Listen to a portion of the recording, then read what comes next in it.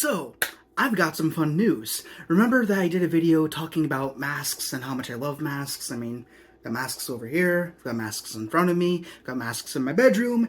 I'm a big mask guy. Well, I actually found another one to add to the collection, but there's a little bit of a twist. For any of those who know me, or for those of you who are meeting me for the first time, firstly, hello. Second, usually when I go after interesting things, I don't like to get just normal things. I like to get things which I can turn into things that are even better.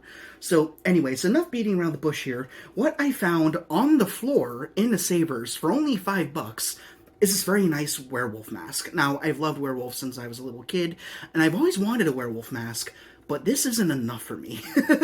I have to take things a little bit further. So it's a really cool mask. It's got like this rubbery outside, and it's got the fur and everything, the two ears, the teeth over here, and it also has an articulated jaw that can move up and down while you're wearing it.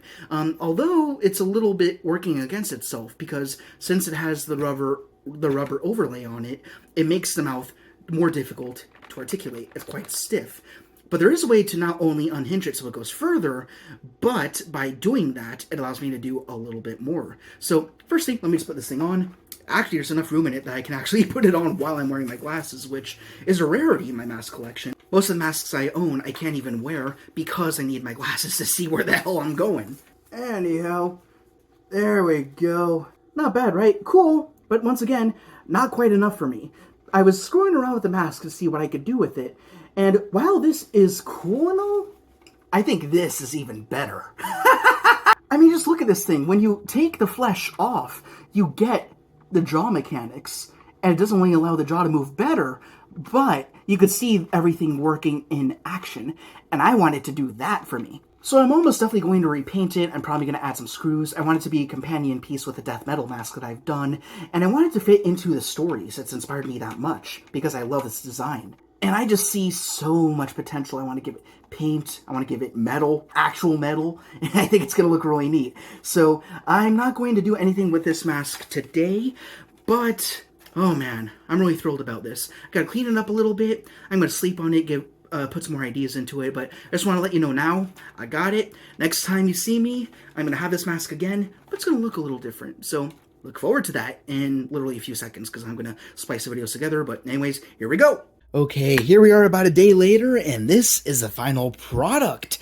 So I had a ton of fun putting work and paint into this mask over here, and I enjoyed it so much I actually integrated it into my stories and my character development and all that. I'm not going to bother you with the entire expanse of this character, because last night I totally went on my computer and I just wrote a whole backstory for this character. But basically, he was a guy living in a very devastated city called Brostum, and he was named Ufar, and he was a football player. I don't like sports at all, but this guy does. And unfortunately, his sport was shut down due to funding. And basically what happened is the stadium and all its relics are being raided by a gang called the Mice. So what Ufar wanted to do was wear the mask of his football mascot and get revenge against the Mice and retrieve all the trophies and relics and things of that nature. And later on in the story, the leader of the Mice, called the Mouse King, which is a Nutcracker reference, was murdered by a cult leader called the Apex Amist. So of course, Ufar over here got word of what happened, and he joined the Xamist cult, which again is a whole other tangent. You don't need to worry about that, but this is the final product. So let's just have a little tour of this mask over here. So the idea of this mask is, it used to be covered in fur in the story, but then eventually Ufar was caught in a fire and all the fur burned off, so it just became a metal shell. So what he resolved to do was paint it up as the years passed with paraphernalia from his previous history of being a football player and also being part of the Xamist cult. So up at the top we have Huff and Puff Lycans, which is the sports team he was part of, so I thought that was really cool. You also have some wolf details that are painted on to the metal. All this metal was painted on, of course, is still a plastic husk of a mask. It feels very hollow, of course, to the touch, but it has that nice metal look that I like quite a bit. And it's also all finished with a gloss coat, so nothing's gonna scratch off or anything, I hope. So I really like that. Also got some eyebrows up there, got those ridges in the snout. I really like the nose that I did. I also like that there's a little bit of asymmetry between the nose and the implied whiskers. Makes it feel more like an inexperienced painter, like myself, would have done on this mask, so I really enjoy that. Off to the side, now these two things will make sense. We have a dead mouse up here, and then also, I smell mice, because this guy does not like the gang called the Mice, and he will destroy any who speaks their name. So, I thought that would be very fitting. Off to the side, we have Apex Forever, because he is an Apex Examist fanatic, and over here we have a logo for the Examist. And that is also my tattoo on my arm over here, which we will talk about more in depth one day, because there's a whole story behind that as well.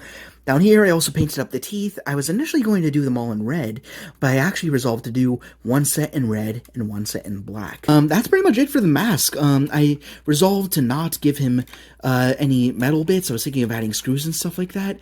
Actually, that's another fun extension of this. Of course, I did this mask over here, but I also did, as you saw in my previous mask video, the death metal mask. So these two actually represent a couple within the Examist cult. This mask has kind of fallen over a little bit. It's not used to this incline.